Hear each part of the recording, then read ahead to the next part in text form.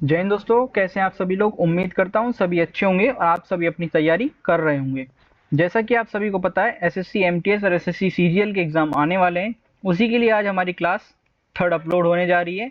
जिन बच्चों ने class first और सेकंड पॉलिटिकल की नहीं देखी, जाकर देखें। बहुत इंपॉर्टेंट क्लास है आप सभी के लिए और आज उन सब सभी से आगे पढ़ेंगे। क्लास में चलने से पहले आप सभी के लिए एक इम्पॉर्टेंट फैक्ट मैं बता दूं, या इम्पॉर्टेंट जो मेरी तरफ से है वो है थैंक यू। वो थैंक यू किस लिए, जो एसएससी एमटीएस की जो सेकंड वाली वीडियो है पॉलिटिकल की, वो इतनी वायरल हो रही है कि इससे 266 प्लस व्यूज हो चुके हैं अभी इस समय। ये कल का जो कंटेंट बना रहा था जब का था, अब और ज़्यादा व्यूज हो चुके हैं। तो उस सभी के लिए आप सभी को धन्यवाद इस वीडियो को इतनी पॉपुलर करने के लिए। आप सभी से एक छोटी सी रिक्वेस्ट और करना चाहूँगा। वीडियो पॉपुलर हो तो रही है, लेकिन कुछ बच्चे सब्सक्राइब नहीं कर रहे हैं, तो प्लीज़ एक बार सब्सक्राइब कर लें, ताकि आपकी जो आने वाली वीडियोस से आप उससे मिसमैच ना हो सकें या फिर उन वीडियोस को स्किप ना कर पाएँ। ठीक है दोस्तों, आगे की तरफ चलते हैं। आज हमारा काफ़ी इंपॉर्टेंट टॉपिक रहेगा और हम काफ़ी सारे टॉपिक्स को कवर कर चुके होंगे आगे आने समय में। ठीक है दोस्तों, आगे की तरफ बढ़ते हैं। तो जब हमने पढ़ लिया था वो 1935 से पहले पहले का पढ़ा था, यानी भारत शासन अधिनियम 1935 से पहले पहले। आज इसे थोड़ा सा आगे चलेंगे और फिर काफ़ी इंपॉर्टेंट टॉपिक पढ़ेंगे। वो इंपॉर्टेंट टॉपिक कौन सा है मैं आगे आप सभी को बताऊंगा। ठीक है, जो प्रोविकल फ्रीडम यानी कि जो प्रधानमंत्री स्वतंत्रता थी, ठीक है, वो किसके अधिनियम आती है, 1935 के। ठीक है, आदि स्वतंत्रता जिसे हम बोलते हैं ना, वो। ठीक है, इसे आप आदि स्वतंत्रता भी बोल सकते हैं या फिर प्रणाली या फिर टेम्परेरी भी बोल सकते हैं, बोलना चाहें तो। ठीक है दोस्तों, अगला फैक्ट पढ़ते हैं। 1935 के अधिनियम के तहत में कौन सा फैक्ट है, जो मतलब जो डेचरी थे, जो हैदरी शासन होता है ना केंद्र में, लागू किया। ठीक है, इसे खत्म कर दिया गया था। ठीक है, जन्म कर दिया, यानी कि जो डायरेक्टरी होते थे ना शासन के, उनको सेंटर में लागू कर दिया गया था। ठीक है दोस्तों, आगे की तरफ पढ़ते हैं। जो संघीय न्यायालय यानी जो फ्रीडम कोर्ट था ना, जिसे हम संघीय न्यायालय बोलते हैं, वो 1 अक्टूबर 1937 में दिल्ली में स्थापना हुई थी। 7 जज थे उस समय। जो फर्स्ट चीफ जस्टिस थे वो कौन थे, मोसिम गेवे। ठीक है, आप सभी के लिए इंपॉर्टेंट क्वेश्चन बनता है ये बनता है कि जो दिल्ली में 1937 में जो फ्रीडल कोर्ट की स्थापना हुई थी, उसमें कितने जज थे, तो सबसे पहला आता है 7, और दूसरे थे उसके चीफ जस्टिस थे, उनका नाम क्या था, मैरिस गेवे। ठीक है, मॉरिस गेवे। और जो दो भारतीय थे ना, वो कौन से थे, एम आर जैकवेल और एम एस सुल्तान। ठीक है, काफी इंपॉर्टेंट नाम है क्योंकि ये भारतीय थे। तो भारतीय थे तो इंडियन रिलेटेड जो भी फैक्ट रहेंगे मैं आप सभी को हाईलाइट करता चलूंगा, तो आप उन बातों को और ध्यान से पढ़ते चलें। आगे की तरफ देखते हैं। जो 11 प्रथम थे ना में चुनाव हुआ, 5+3 जो 8 हुए, वो 8 जो कांग्रेस की जीत, यानी जो 8 11 में से उस समय 8 ने कांग्रेस ने जीत लिए थे। ठीक है, कौन से 8 राज्यों। ठीक है, अगला फैक्ट देखते हैं। भारत से जो जो वर्तमान था अलग अलग कर दिया गया, एवं जो उड़ीसा और सिंहा, इन दोनों को अपने अंदर अंतर्गत कर लिया गया। ठीक है दोस्तों, अगला देखते हैं। जो रिजर्व बैंक ऑफ इंडिया की स्थापना की गई, किस अधिनियम के तहत की गई, 1935 के, यानी गवर्नमेंट ऑफ इंडिया 1935 अधिनियम के तहत रिजर्व बैंक ऑफ इंडिया का स्थापना की गई। ठीक है, काफी इंपॉर्टेंट फैक्ट है और एग्जाम पॉइंट ऑफ व्यू से भी काफी पूछे आना सवाल है, यानी कि सवाल है, माफ कीजिएगा। आगे की तरफ बढ़ते हैं। भारत स्वतंत्रता अधिनियम 1947। अब हमें बहुत इंपॉर्टेंट फैक्ट्स पढ़ते चलने हैं, जो इंपॉर्टेंट होगा मैं सभी चीजों को हाईलाइट करते चलूंगा। 4 जुलाई 1947। ठीक है, माउंट ब्रेटन द्वारा ब्रिटिश संसद यानी जो ब्रिटिश पार्लियामेंट थी, 18 जुलाई 1947 में, ठीक है, जो प्रिडिक्शमेशन था जिसे हम बोलते हैं ब्रिटिश, ठीक है, वो भारत में 15 अगस्त 1947 को आजाद हुआ और पाकिस्तान 14 अगस्त 1947 को। ठीक है, आप सभी को बता दूं, जो भारत जब आज़ाद होता है वो होता है 15 अगस्त 1947, और पाकिस्तान ठीक उससे एक दिन पहले होता है, जब 1947 14 अगस्त को। ठीक है दोस्तों, आप सभी को इम्पोर्टेंट होता है कि पाकिस्तान कितने दिन पहले भारत से आज़ाद हुआ, तो कितने दिन पहले हुआ था, एक दिन पहले। ठीक है, आगे की तरफ बढ़ते हैं। यहाँ से आज हमारे इंपॉर्टेंट टॉपिक्स की जो लास्ट वीडियो में जो बच गया था ना, पॉलिटिकल सेकंड जो वीडियोस अपलोड हुई थी ये वाली, ठीक है, ये इसका कंटेंट था। लेकिन आज जो हम पढ़ने जा रहे हैं वो हमारा आज से ये टॉपिक है, काफ़ी इंपॉर्टेंट टॉपिक है। आप जितना हाईलाइट करना चाहें इस टॉपिक को कर लें, क्योंकि एग्जाम पॉइंट ऑफ व्यू से आपके लिए इतना इंपॉर्टेंट है कि आपको हर शिफ्ट में इस पैटर्न से या फिर इस टॉपिक से एक ना एक क्वेश्चन आपको देखने को जरूर मिलेगा। ठीक है, आगे की तरफ बढ़ते हैं। कॉन्स्टिट्यूएंट असेंबली यानी संविधान सभा। सबसे पहले संविधान सभा क्या है? जो विचार थे ना इसके सर हेनी मैन्स के, जो इंग्लैंड के थे। ठीक है, इसका आइडिया था, जो सर हेनी मैन्स थे वो कौन थे? इंग्लैंड के। दोनों बायलैंग्वेज लिखा हुआ है, तो जो बच्चे हिंदी मीडियम से हैं वो हिंदी मीडियम में से पढ़ सके और इंग्लिश में जो इंग्लिश से पढ़ सके। ठीक है, मैंने कोशिश करी है आप सभी को बेहतर कंटेंट देने के लिए। ये मेरे हैंड रिटन नोट्स हैं, उन्हीं का मैंने लिखने में और टाइप करने में बहुत टाइम लगता है, तो मैंने सोचा कि पेज की फोटो को लगा देनी चाहिए ताकि बच्चों को अच्छे से समझ आ सके, और उम्मीद करता हूँ राइटिंग भी आप सभी को अच्छे से समझ आ रखी होगी। ठीक है, आगे देखते हैं। जो प्रैक्टिकल फॉर्म थे वो अमेरिका एंड फ्रांस से लिए गए, किसके? कॉन्स्टिट्यूशन असेंबली के। यानी कि मैं आप सभी को ये पढ़ाने वाला हूँ कि हमारा जो कॉन्स्टिट्यूशन सभा है वो बनती कैसे है और उसकी उत्पत्ति कैसे होती है। ठीक है, जो सबसे पहले कौन थे? जो इंग्लैंड के कौन थे? सर हेनरी मैन, इनके तहत में ही। ठीक है, जो प्रैक्टिकल फॉर्म थे वो अमेरिका और फ्रांस से लिए गए थे। भारत में संविधान सभा का विचार कब आया? 1895 यानी 1895 में। स्वराज विधेयक, जो विधेयक थे ना इनके आया इनका विचार। Ideas of constitution assembly of India Swaraj bill in 1895। ठीक है, जो स्वराज बिल था उसके तहत 1895 में जो भारत का जो संविधान सभा थी उसका विचार आता है। ठीक है, बाल गंगाधर तिलक, इनके जो समय जो हेड थे ना वो कौन थे? बाल गंगाधर तिलक। ठीक है, एक बार इंपॉर्टेंट नोट बता देता हूं आप सभी के लिए। जो पूर्व स्वराज की मांग 1921 में, यानी जो हस्तर मोहिनी द्वारा की गई थी, किसकी? पूर्व स्वराज की मांग जो की थी गई थी 1921 में की गई थी। ठीक है दोस्तों, आगे की तरफ पढ़ते हैं, एक और नोट पढ़ते हैं, या फिर वही यही इंग्लिश में पढ़ देता हूं आप सभी के लिए।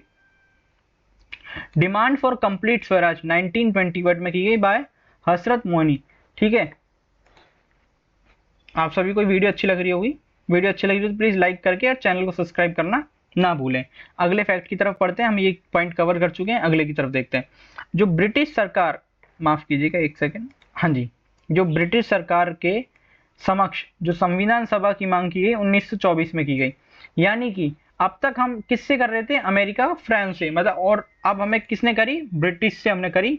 कब की थी? 1924 में, और मोतीलाल ने की थी नेहरू द्वारा। ठीक है, demand for constitution assembly for British government. ठीक है, अब अगला पॉइंट देखते हैं। जो प्रथम पूर्व स्वराज दिवस था वो कब मनाया जाता है? 26 जनवरी 1930 में बाय मोतीलाल नेहरू, और इन 1924। ठीक है, ये इस वाला पॉइंट है, जो ये मेन पॉइंट है यही है। जो प्रथम पूर्व स्वराज दिवस कब मनाया जाता था? 26 जनवरी 1930 में। ठीक है दोस्तों, काफी इंपॉर्टेंट डेट है आपके एग्जाम पॉइंट ऑफ व्यू से, तो इस डेट को स्किप ना करें और हाईलाइट भी कर लें। आगे की तरफ देखते हैं। 1924 में स्वराज पार्टी द्वारा संविधान सभा के निर्माण की मांग की गई। ठीक है, formation of constituent assembly bye Swaraj party इन 1924। यानी कि जो स्वराज की सभा थी उसमें स्वराज पार्टी के द्वारा 1924 में संविधान सभा की मांग की गई। ठीक है दोस्तों, अगला पॉइंट देखते हैं। 1922 में, मैं आप सभी को फैक्ट पढ़ा रहा हूँ। बेसिकली पॉलिटी में आप थ्योरी पढ़ने के कोई मतलब नहीं होता, कोई सेंस नहीं होता। थ्योरी से अच्छा है सिर्फ फैक्ट पढ़िए, उन फैक्टों को याद रखिए। जैसे कि मैंने सारे इंपॉर्टेंट नोट्स बना रखे हैं, जो फैक्ट हैं उन्हीं फैक्ट्स को आप पढ़ते चलेंगे ना, तो यही आपके एग्जाम में आने वाले हैं। थ्योरी आपको जानने का कोई मतलब नहीं है, ये चीज कैसे हुई, वो चीज कैसे हुई। आप सिर्फ फैक्टों को पढ़ते रहिए और आगे बढ़ते रहिए। आप मान के चलें, अभी एसएससी CHSL हुआ है, मैं आप सभी को प्रीवियस ईयर क्वेश्चन बता दूंगा। जो मेरे नोट्स हैंड रिटन नोट्स हैं, इसमें से लगभग हर शिफ्ट में 3 से 4 क्वेश्चन मिले हैं। मैं एक शिफ्ट की नहीं बात कर रहा, मतलब एक दिन में जितनी तो 3 शिफ्ट हो रही थी, उनमें से मतलब 3 से 4 क्वेश्चन पूरे एक दिन में आपको इस मेरे हैंड रिटन नोट से मिले हैं। मैं आप सभी को जब मैराथन पढ़ाऊंगा तो मैं आप सभी को डिटेल में प्रीवियस ईयर क्वेश्चंस कराऊंगा, और उस समय भी मैं आप सभी को बताता चलूंगा कि CHSL में भी आए हुए क्वेश्चन हैं। तो इन नोट्स को हल्के में ना ले, काफी इंपॉर्टेंट नोट्स है, और इन्हीं नोट्स से काफी बच्चों का सिलेक्शन हुआ है और होता रहेगा। ठीक है, अगला फैक्ट देखते हैं। 1922 में गांधी जी ने कहा, भारतीय संविधान भारतीयों की इच्छा स्वर होना चाहिए। यानी कि इसका जो फैक्ट है वो मैं बता देता हूं, क्योंकि जब 1922 यानी 1922 में होता क्या है, जो महात्मा गांधी जी हैं उन्होंने कहा जो रूल्स हैं इंडिया के वो इंडियन कॉन्स्टिट्यूशन के अकॉर्डिंग होने चाहिए। यानी कि जो भारत के लोग हैं वही रूल्स बनाने चाहिए, ये नहीं कि जो ब्रिटिश क्राउन है वो हमारे ऊपर रूल बनाए, क्योंकि आप सभी को पता है एक इंडियन के लिए और ब्रिटिश समय बहुत डिफरेंस था दोनों के बीच में, तो वो अपने हिसाब से रूल्स ना बनाकर हम भारतीय खुद अपने रूल्स बनाएं। ये मांग की गई थी किसकी? गांधी जी की 1922 के तहत। ठीक है, आगे देखते हैं। जो फॉर्मल डिमांड थी, जो औपचारिक मांग थी 1934 में एम्स एंड शॉन के द्वारा की गई। ठीक है, बाय एम एन रॉय के द्वारा, माफ कीजिएगा शॉय नहीं है, रॉय। ठीक है, ये इनफॉर्मल थी और ये फॉर्मल 1934 वाली। ठीक है, आगे की तरफ देखते हैं। 1922 में गांधी जी ने कहा भारतीय संविधान भारतीयों की इच्छा से होना चाहिए। ये मैं बता चुका हूं आपको पॉइंट, इसको हाईलाइट कर लें। ये भी मैं आप सभी को बता चुका हूं, ये वाला पॉइंट भी औपचारिक वाला। अगला तरफ जो पॉइंट है इंपॉर्टेंट है, इसको देखते हैं। कांग्रेस के द्वारा संविधान सभा की मांग 1935 में की गई। Demand of constitution assembly by Congress in 1935। ये चीज हिंदी में लिख रखी थी, वही चीज मैंने इंग्लिश में बता दिया आपको। जो ऑफिशियल्स डिमांड बाय कांग्रेस, यानी कि अब तक उस समय कौन सी पार्टी चल रही थी? कांग्रेस, काफी इंपॉर्टेंट थी। ये बीजेपी और अदर पार्टीज जो हैं वो अब इनकी 1947 के बाद उत्पत्ति हुई है, लेकिन नेशनल जो पार्टी थी वो कांग्रेस थी और शुरू से ही रही है और अभी तक भी है। ये नहीं है कि अभी बीजेपी है तो कांग्रेस डल चुकी है, नहीं, कांग्रेस शुरू से नेशनल पार्टी रही है। तो उस समय जो कांग्रेस पार्टी थी उस समय उनकी डिमांड थी। ठीक है दोस्तों, अब जो सभा है, संविधान की जो सभा है कॉन्स्टिट्यूटेंट असेंबली, इस टॉपिक को हम खत्म करते हुए अब हमारा जो इंपॉर्टेंट टॉपिक है, जो एग्जाम्स हमेशा यहां से आते हैं, वो है अगस्त ऑफर 1940, यानी 8 अगस्त को 1940 के तहत ऐसा क्या होता है, इसलिए इसको अगस्त ऑफर माना जाता है, क्योंकि ये जो डेट पेश की गई, यहाँ जो प्रस्तावना पेश की गई थी वो 8 अगस्त को ही पेश की गई थी। इसको इसलिए अगस्त प्रस्तावना के नाम से भी जाना जाता है। आप सभी के लिए सबसे पहला इंपॉर्टेंट क्वेश्चन इस हेडिंग से ही बन जाता है कि अगस्त प्रस्तावना को कब पेश किया गया? तो कब पेश किया गया? 8 अगस्त 1940 में। ठीक है, आप समझ सकते हैं जिस टॉपिक के हेडलाइन से ही क्वेश्चन बन रहा है तो वो टॉपिक कितना इंपॉर्टेंट होगा। ठीक है दोस्तों, आगे चलते हैं। लिनलिथिगो ने प्रस्ताव पेश किया जिसे अगस्त प्रस्तावना कहा गया। लिनलिथिगो कौन थे? आप सभी को पता होगा, वाइसराय चाहिए। तो उन्होंने जो प्रस्तावना पेश की गई उसे अगस्त प्रस्तावना कहा गया। ठीक है, ये इंग्लिश में लिखा हुआ है, एक बार आप पढ़ लें, और इंपॉर्टेंट नहीं है, जो चीजें हैं कॉमन सी बात है, हिंदी वाले को ट्रांसलेट करके इंग्लिश में लिख रखा है ताकि जो बच्चे इंग्लिश में नोट्स बनाना चाहे इंग्लिश में बना लें, हिंदी में बनाना चाहे हिंदी में बना लें। ठीक है दोस्तों, अगला देखते हैं। सिफारिश गवर्नर जनरल की कार्यकारिणी में और अधिक संख्या में भारतीयों को शामिल किया जाएगा। यानी कि इस प्रस्तावना के तहत में क्या लिख रखा था? जो सिफारिश की गई किसके? लिनलिथिगो द्वारा, जो गवर्नर जनरल की जो कार्यपाली होती है, ठीक है, उसमें अधिक संख्या में भारतीयों को और शामिल किया जाएगा। ठीक है, यानी कि जो भारत के जो मेंबर्स हैं उनको और शामिल किया जाएगा। एक युद्ध सलाहकार परिषद की गठन किया जाएगा, यानी कि एक जो वॉर कम्युनिटी होती है या फिर वॉर एडवाइजरी काउंसिल जिसे हम बोलते हैं, या वॉर कम्युनिटी कह लीजिए, उनका एक गठन किया जाएगा ताकि जो उस समय वर्ल्ड वॉर चल रहे थे वो वर्ल्ड वॉर आगे आके नुकसान हानिकारक ना हो हमारे देश के लिए। तो इस वजह से ये जो अगस्त प्रस्तावना है इसके तहत ये कुछ प्रस्तावना पेश की गई थी। ठीक है, अगला फैक्ट देखते हैं। भारत का संविधान भारतीयों के द्वारा बनाया जाएगा, ये भी किसके तहत में बताया गया? अगस्त प्रस्तावना के तहत बना गया। ठीक है, अगला फैक्ट देखते हैं। 1942 में क्रिप्स मिशन से संविधान सभा के गठन की बात स्वीकार की, यानी कि 1942 में जो क्रिप्स मिशन था ना, जो मैं आप सभी को पहली वीडियो में बता चुका हूँ क्रिप्स मिशन क्या है। जिन बच्चों ने नहीं पता वो प्लीज पहले जाके क्रिप्स मिशन की वीडियो देखें, और वीडियो अच्छी लगे तो वीडियो को लाइक करके चैनल को सब्सक्राइब करना ना भूलें। ठीक है दोस्तों, तो वहां जाके एक बार देख लें ताकि आपको क्रिप्स मिशन की थोड़ी नॉलेज पता लग जाए, और नहीं पता है तो और डिटेल में आप इस वीडियो को देख लें ताकि आप सभी को और पता चल जाए। ठीक है, 1942 में क्रिप्स मिशन के संविधान सभा के गठन की बात स्वीकार की गई, यानी क्रिप्स मिशन ने इस जो संविधान गठन की थी वो बात को स्वीकार कर लिया। ठीक है, अगला फैक्ट देखते हैं। 1946 में 1946 में क्या होता है? जो कैबिनेट मिशन है, ये जो मिशन है ना, मिशन या कमीशन जो भी है, वो पहली वीडियो में आप सभी जाके देख सकते हैं, काफी अच्छे से समझाया हुआ है, क्योंकि इनसे क्वेश्चन बनते हैं और ये रिलेट करते हैं। हिस्ट्री और पॉलिटी एक ऐसा सब्जेक्ट है जो रिलेट करते हैं एक दूसरे से, इन द सेंस अगर आपने कोई चीजें 1947 के पहले की पढ़ी है तो 1947 के बाद भी वो चीज़ रिलेट कर पाएंगे आप, तब भी आपको अच्छे से समझ आएगा। तो इसलिए मैं बोल रहा हूँ एक बार जाके पहली वीडियो देखें, ताकि आप सभी को वीडियो अच्छे से समझ आ जाए और साथ में ही आपको जो फैक्ट हैं वो भी अच्छे से समझ आने लगे। ठीक है, आगे की तरफ बढ़ते हैं। 1946 में कैबिनेट मिशन की जो सिफारिश पर संविधान सभा का गठन किया गया। ठीक है, 1946 में ये जो क्रिप्स मिशन के तहत के ये 1942 में गई थी, और जो कैबिनेट मिशन था उसके 1946 के तहत की गई। ठीक है, जो मार्च 1946 में की गई थी, किसकी? संविधान सभा की। ठीक है, सिफारिश। जो अध्यक्ष थे वो कौन थे? सर पैथिक लॉरेंस और स्टीफोर्ड क्रिप्स और एवी अलेक्जेंडर। ठीक है, एवी अलेक्जेंडर। ठीक है, ये तीन थे, वो कौन थे? अध्यक्ष थे। ठीक है, नोट में पढ़ लेता हूं, आप सभी पढ़ लेना, काफी इंपॉर्टेंट है। जी ऑस्टिन ने जो द इंडियन कॉन्स्टिट्यूशन में कहा कि कांग्रेस संविधान सभा थी और संविधान सभा भारत था, यानी कि मैं आप सभी को बता रहा हूँ, कांग्रेस जो थी वो नेशनल पार्टी थी उस समय, तो उस समय जो कांग्रेस थी वो ही एक संविधान सभा थी भारत की। ये फैक्ट इसमें लिख रखा है। किसने कहा है? जी ऑस्टिन ने। ठीक है, जो कुल सदस्य थे वो कितने थे? 389, 379। ठीक है, एक सदस्य 10 लाख लोग के प्रतिनिधित्व, यानी कि जो एक सदस्य था ना इसमें, वो 10 लाख लोगों का जो प्रतिनिधित्व था ना वो था। ठीक है, ब्रिटिश प्रांतों से 292 प्लस 4, यानी कि 292 292 क्रिप्स मिशन के तहत।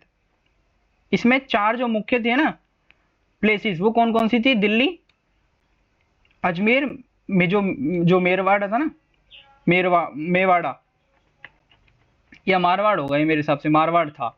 ठीक है, कुर्ग और बलूचिस्तान, ये 4 जगह थी जो क्रिप्स मिशन के तहत में आई थी। ठीक है, आगे की तरफ देखते हैं। देशी जो इसमें बोलते हैं form principles states, principally states, जो 93 थे, ये इंपॉर्टेंट है, आप सभी से पूछा जा सकता है। देशी रियासतों में कितने पद थे? तो 93 पद थे। ठीक है दोस्तों, आगे की तरफ बढ़ते हैं। विभिन्न वर्गों का प्रतिनिधित्व, यानी जो रिप्रेजेंटेशन ऑफ डिफरेंट क्लासेस, क्या क्या थे? महिलाएं सदस्य कितनी थी? 15 थी। अनुसूचित जाति कितनी थी? 26, यानी एससी जो मेंबर्स थे। और अनुसूचित जनजाति कितनी थी? एसटी वाले 33 मेंबर्स थे। ठीक है दोस्तों, काफी इंपॉर्टेंट है, ये फैक्ट पूछा जा सकता है कि अनुसूचित जाति के लोग कितने मेंबर्स थे, यानी कि 26 किसके मेंबर्स थे? एससी कैटेगरी के। ठीक है, अगली तरफ बढ़ते हैं। संप्रदाय के आधार पर सदस्यों की संख्या, number of members on the basis of sect, यानी कि जो सामान्य थे वो 213, मुस्लिम 79 और सिख 4, यानी कि आप समझ रहे सामान्य यानी हिंदू धर्म। ठीक है, सामान्य जो था वो हिंदू माना जाता था उस समय, क्योंकि जो भारी मात्रा में जो लोग थे उस समय वो हिंदू थे। ठीक है, इस वजह से आगे की तरफ बढ़ते हैं। संविधान सभा के लिए चुनाव जुलाई अगस्त 1946 में हुआ था। जो चुनाव हुआ था वो कब हुआ था? जुलाई और अगस्त के बीच में 1946 में। किसके लिए हुआ था? संविधान सभा के लिए। ठीक है, आगे की तरफ बढ़ते हैं, अगला पॉइंट और अगला फैक्ट देखते हैं क्या है। अप्रत्यक्ष रूप से प्रांतीय विधानसभा के सदस्यों द्वारा, यानी कि जो indirectly by the members for the legislative assembly, यानी कि जो वोट होते थे वो लोगों द्वारा होते थे इनडायरेक्ट वे में। ठीक है, डायरेक्ट वे में नहीं हो सकते थे। ठीक है, अब जो इलेक्शन था वो 296 का कैसे होता? जो कांग्रेस थे उसके कितने थे? 2008 मेंबर्स थे। मुस्लिम थे उसके 73 मेंबर्स थे, मुस्लिम इन द सेंस जो अलग पार्टी हो जाती थी, और अन्य थे जो अन्य दल था उसके 15 मेंबर्स थे। ठीक है, आगे की तरफ जो फैक्ट है इसको हम पढ़ते हैं। संविधान सभा वादिल निकाय, यानी कि जो मल्टी पार्टी बॉडी थी ना, उसको कॉन्स्टिट्यूशन असेंबली के तहत माना गया।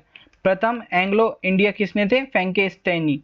ठीक है, पारसी कम्युनिटी पीएच मोदी, ये हेड बता रहा हूं मैं आप सभी को इनके, इन पार्टियों के, तो कंसीडर करते रहें, काफी इंपॉर्टेंट है ये चीजें। ठीक है, डॉक्टर भीमराव अंबेडकर का चुनाव 1946 में पूर्वी बंगाल में हुआ था। ठीक है, कहाँ हुआ था? पूर्वी बंगाल में। भारत पाक विभाजन के बाद पूर्वी बंगाल पाकिस्तान में चला गया। ठीक है, ये काफी इंपॉर्टेंट फैक्ट है, मैं इसको हाईलाइट कर देता हूँ और आप भी अपने नोट्स में हाईलाइट कर लें। भारत और पाकिस्तान का जब विभाजन हो गया था उसके बाद में जो पूर्वी बंगाल था ना वो पाकिस्तान में चला गया था। ठीक है, आपसे पूछ सकता है कि जो भारत और पाकिस्तान के विभाजन के बाद कौन सा भाग बंगाल का पाकिस्तान में शामिल हो गया? तो कौन सा? पूर्वी भाग। ठीक है दोस्तों, आगे की तरफ देखते हैं। पुनः चुनाव मुंबई प्रेसिडेंसी की पूना सीट से, यानी कि जो प्रेसिडेंसी थी ना, प्रेसिडेंसी, वो किस सीट से हुई थी? पूना के सीट से हुई थी। ठीक है दोस्तों। By getting the registration letter of M R. Jayakar, जो एम.आर. जयकर थे ना, मिस्टर एम.आर. जयकर, उनके तहत में हुई थी ये। ठीक है। महात्मा गांधी जी, मोइन अली जिन्ना संविधान सभा के सदस्य नहीं थे। मैं आप सभी को बता दूं, ये काफी इंपॉर्टेंट है और काफी बार आ चुका है क्वेश्चंस, कि महात्मा गांधी जो संविधान सभा है उसके मेंबर थे या नहीं थे? तो कौन थे? नहीं थे। ठीक है दोस्तों, आगे की तरफ बढ़ते हैं। इंपॉर्टेंट है ये फैक्ट, आप इसको हाईलाइट कर लें। तेज बहादुर सुम्र एवं जयप्रकाश नारायण से संविधान सभा की सदस्यता स्वीकार नहीं की। यानी कि जो थे, दो मेंबर थे, जो जयप्रकाश नारायण और तेज बहादुर सुम्र एवं, तो इन्होंने क्या करी, जो संविधान सभा की जो दस्ताज थी उसको स्वीकार नहीं किया। ठीक है। अब बात करते हैं आफ्टर फ्रीडम, यानी कि अब तक हम पढ़ रहे थे 1946 के पहले पहले। ठीक है। अब आफ्टर फ्रीडम यानी कि 1947 के बाद देखते हैं क्या होता है। ठीक है। आफ्टर फ्रीडम, स्वतंत्रता के बाद संविधान सभा में कुल सदस्य कितने हो गए? 299 थे, जिसमें 229 राज्य के थे और 70 देशी, जो रियासतें होती थी ना, देशी जिसे हम बोलते थे, कि मतलब जो नॉर्मल पार्टीज हैं वो बिल्कुल देश की थी उनकी। ठीक है। अब मैं आप सभी को बताऊंगा कि कौन सी पार्टी किसके, जो जाने की जो कमेटी है उसका चेयरमैन कौन है। ये काफी इंपॉर्टेंट क्वेश्चंस हैं, यहाँ से आज हम काफी सारे पढ़ेंगे कि कौन सी कम्युनिटी के कौन अध्यक्ष हैं। काफी इंपॉर्टेंट है, तो इन चीजों को स्किप ना करें। ठीक है। मैं यहाँ से बताता चलता हूँ, हाँ यहाँ से और आपको अच्छे से समझ आएगा। यूनियन पावर कम्युनिटी यानी कि संघ शक्ति समिति का हेड कौन है? अध्यक्ष, चेयरमैन कौन है? जवाहरलाल नेहरू। दूसरा पॉइंट देखते हैं। यूनियन कॉन्स्टिट्यूशन कमेटी यानी संघ संविधान समिति के अध्यक्ष कौन है? जवाहरलाल नेहरू। ठीक है। कमेटी फॉर स्टेट्स कौन है? जवाहरलाल नेहरू। राज्यों तथा रियासतों में परामर्श समिति के कौन है? सरदार वल्लभ भाई पटेल। ठीक है। ये इंपॉर्टेंट चीजें हैं, आप इन चीजों को स्किप नहीं कर सकते। आपको ये अपने नोट्स में लिखने ही होंगे और याद भी करने होंगे। आप नहीं देखना चाहें तो प्रीवियस ईयर की जब मैं मैराथन लेके आऊंगा पॉलिटी का, जब ये एक लास्ट टॉपिक खत्म हो जाएगा, तो आप देख सकते हैं कि कितने प्रीवियस ईयर आपको इनसे रिलेटेड देखने को मिल जाएंगे। तो इन चीजों को स्किप ना करें। ठीक है। Fundamental rights and military committee कहाँ से? सरदार वल्लभ भाई पटेल के अंतर्गत आती है। यानी कि जो ये जो कमेटी है, इनके जो चेयरमैन है वो कौन है? सरदार वल्लभ भाई पटेल। ठीक है। प्रोविंशियल कॉन्स्टिट्यूशन कमेटी के चेयरमैन कौन है? सरदार पटेल। ठीक है। सब कोऑर्डिनेट ऑन फंडामेंटल राइट्स के कौन है? JB कृष्ण पालानी। ठीक है। झंडा समिति यानी फ्लैग कम्युनिटी के हेड कौन है? डॉक्टर राजेंद्र प्रसाद। ठीक है। प्रक्रिया नियम समिति संचालन, जो रूल्स एंड प्रोड्यूस कम्युनिटी के जो हेड कौन है? वो डॉक्टर राजेंद्र प्रसाद।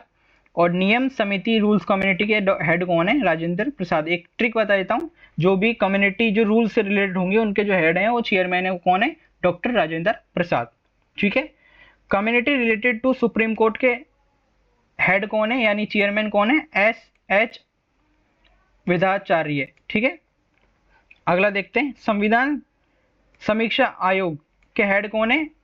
SMN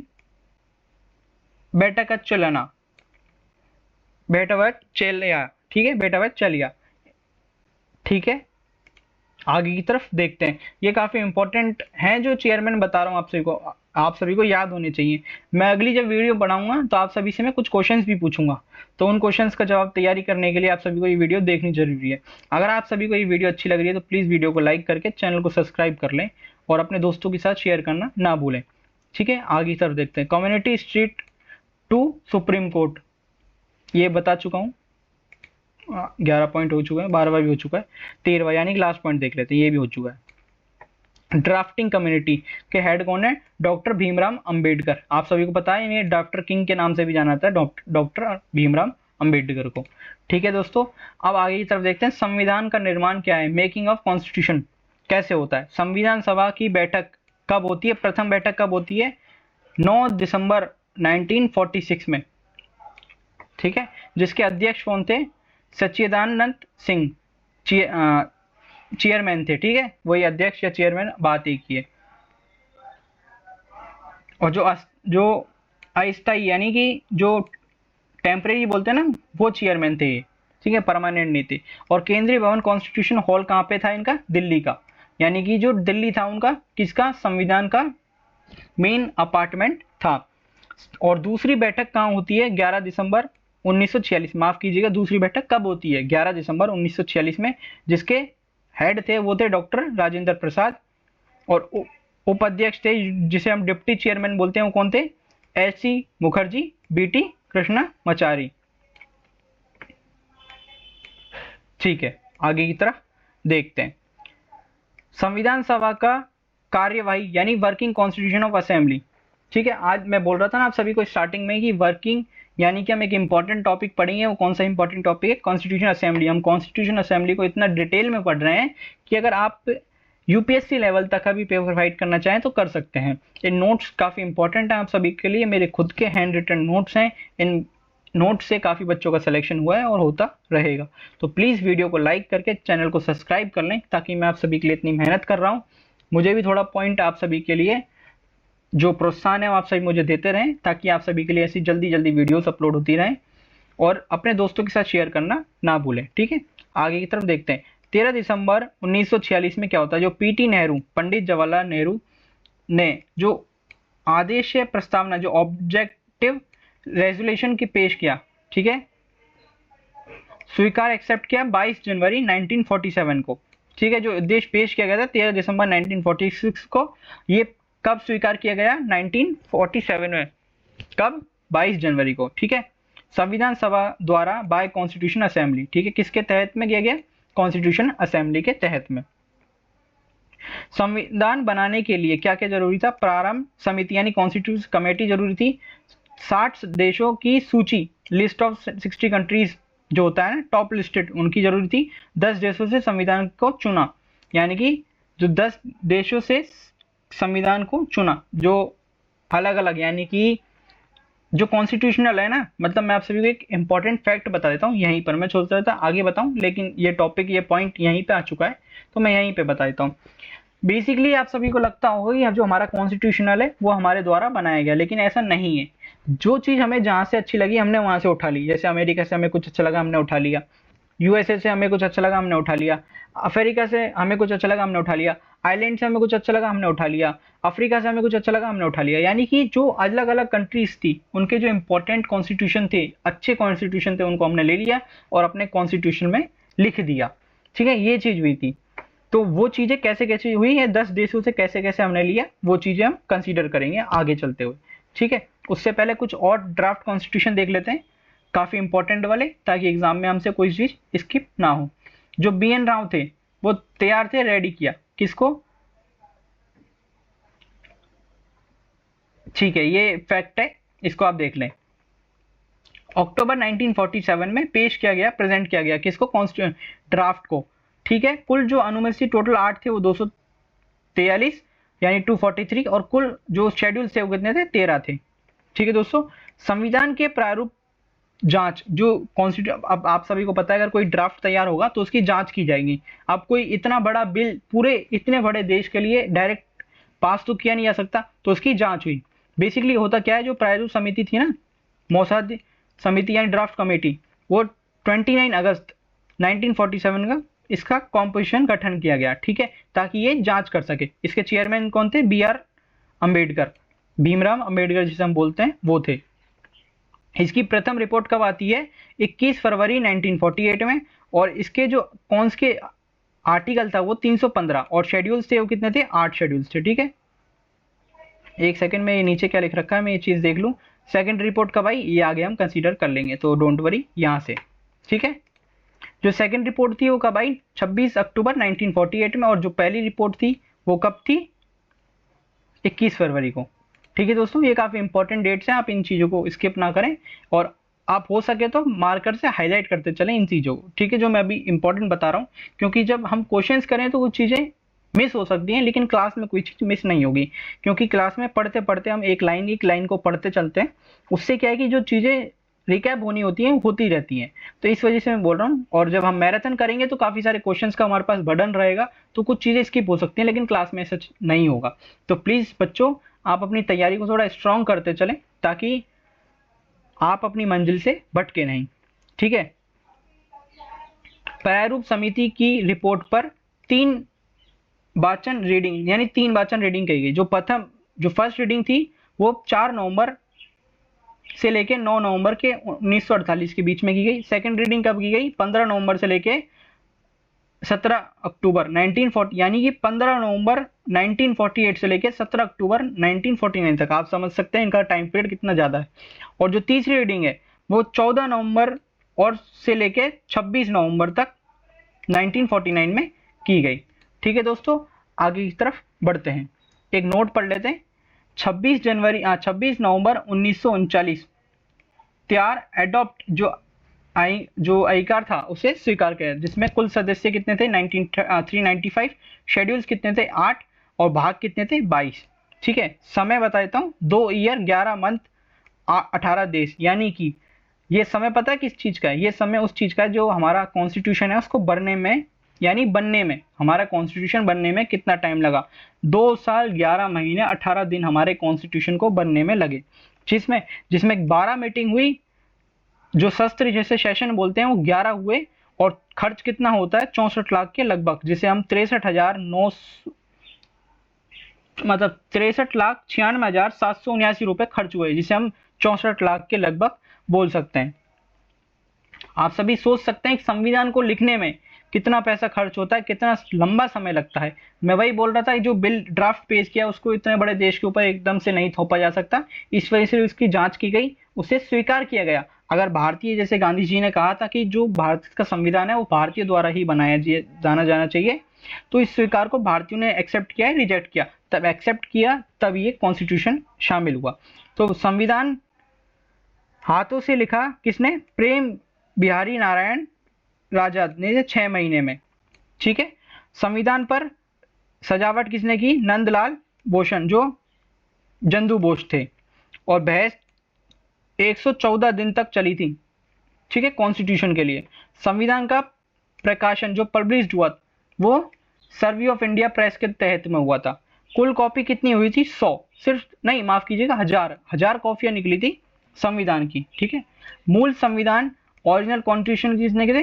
ग्वालियर एमपी में निकला था। ठीक है, हॉलिस गैस के बॉस।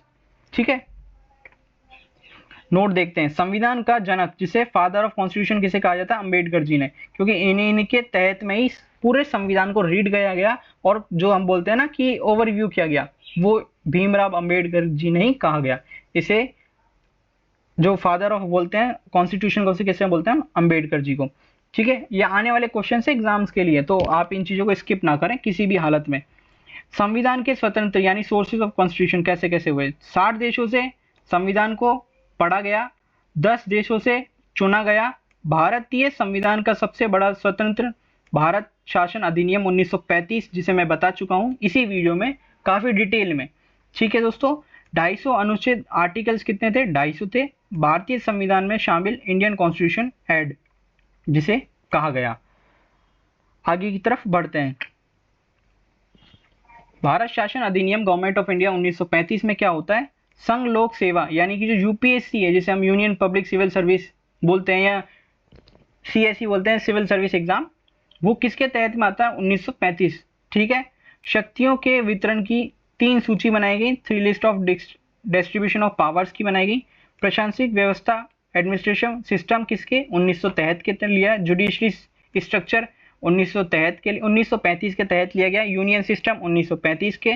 ऑफिस ऑफ गवर्नर 1935 के लिए। आप समझ सकते हैं ये जो 1935 का जो राजलेख है वो कितना इंपॉर्टेंट है।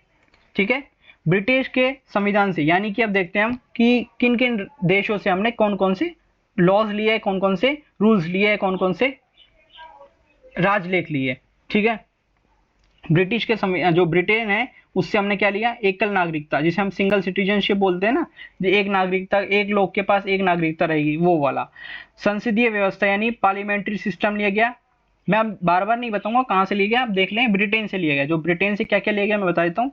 Single citizenship, parliamentary system, bicameral system, rule of law, single judicial system, collective responsibility of the cabinet to the Lok Sabha, Lok Sabha के जो कैबिनेट है उनकी रिस्पॉन्सिबिलिटी के लिए, फॉर्मुला सुप्रीमेसी ऑफ प्रेसिडेंट के लिए, लॉ मेकिंग ऑफ प्रोसेस यानी कि नियम कैसे बनाए जाएं, first fast the post system यानी कि अग्रता की विजेता, ठीक है। ये कहाँ से लेके गए हमने, ब्रिटेन से। अब देखते हैं आयरलैंड से कौन कौन से ले गए। राज्य के नीति निर्देशक यानी कि जो डीपीएसपी है, काफी इंपॉर्टेंट, आप सभी को पता होगा, हम आगे और डीपीएसपी को काफी डिटेल में पढ़ेंगे, लेकिन ये आए कहाँ से, वो आइलैंड से आए हैं, तो ये चीज आप सभी को पता होनी चाहिए।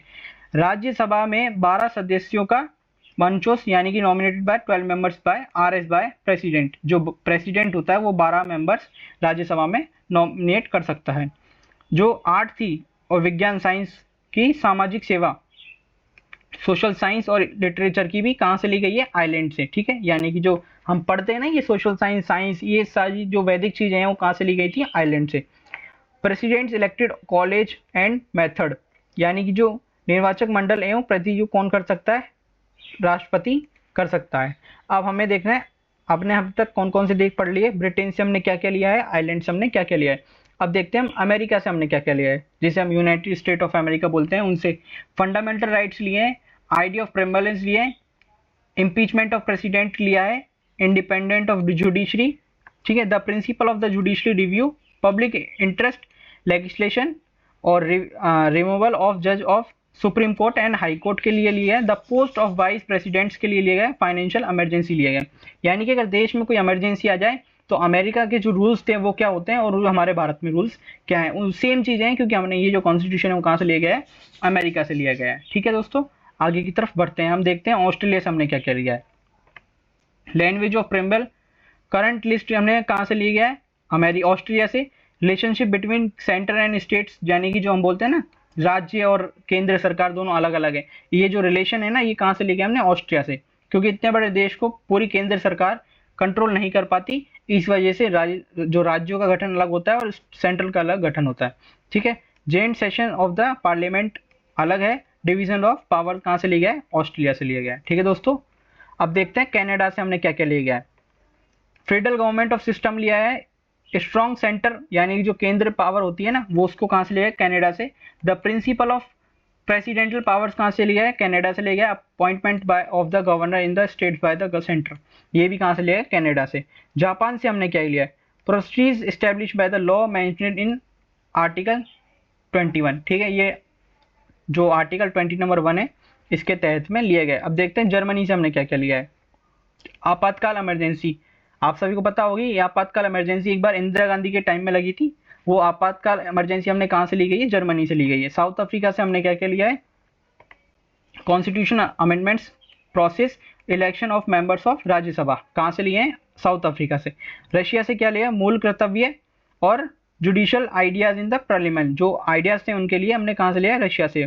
फ्रांस से हमने क्या लिया है, रिपब्लिक सिस्टम, इंडिपेंडेंस, इक्वलिटी, और इक्वलिटी के साथ में क्या लिख रखा है, एक सेकेंड, फैसिनिटी, जो मतलब बोलते हैं ना लोकतंत्र की इक्रेता, वो हमने कहाँ से ली है, हमने फ्रांस से ली है। तो ठीक है दोस्तों, आज के लिए हम इतना ही पढ़ेंगे, इतना इन द सेंस हमने आज काफी कुछ पढ़ लिया है। थोड़ा सा मानता हूँ तेज होगा, पर वो तेज इसलिए क्योंकि फैक्ट है, फैक्ट आप पढ़ते चलें, याद करते चलें, इससे बेहतर ऑप्शन आप सभी को आगे बढ़ने के लिए कुछ भी नहीं है। आप इसी चैनल से जुड़े रहें और अपनी तैयारी करते रहें। मैं 101% श्योर हूँ, अगर आप इस चैनल से तरीके से तैयारी करेंगे तो आपका सिलेक्शन कोई नहीं रोक सकता, ठीक है। एक सभी के लिए आपको एक गुड न्यूज़ और बता दूं, रेलवे एनटीपीसी की वैकेंसीज आने वाली है बहुत जल्द, उसके ऊपर एक वीडियोस भी अपलोड होने वाली, काफ़ी 1 या 2 दिन में वीडियो अपलोड हो जाएगी, ठीक है। काफ़ी डिटेल में आप सभी को एनटीपीसी के द्वारा जानकारी जो मिली है मुझे, मैं आप सभी को बताता रहूँगा, ठीक है दोस्तों। अगर आप सभी को ये वीडियो अच्छी लगे तो प्लीज़ वीडियो को लाइक करके चैनल को सब्सक्राइब करना ना भूलें, और साथ ही अपने दोस्तों के साथ भी शेयर करें, ताकि ये जो क्लासेस हैं ये काफ़ी इंपॉर्टेंट क्लासेस हैं और वो इन क्लासों से मिस ना हो सकें, ठीक है दोस्तों। ये आप सभी देख सकते हैं, इतना सब कुछ मैंने पढ़ाया है वो काफ़ी फैक्चुअल पढ़ाया है और काफ़ी फैक्ट के तहत पढ़ाया गया है। ठीक है दोस्तों, फिर मिलते हैं अगली वीडियो में।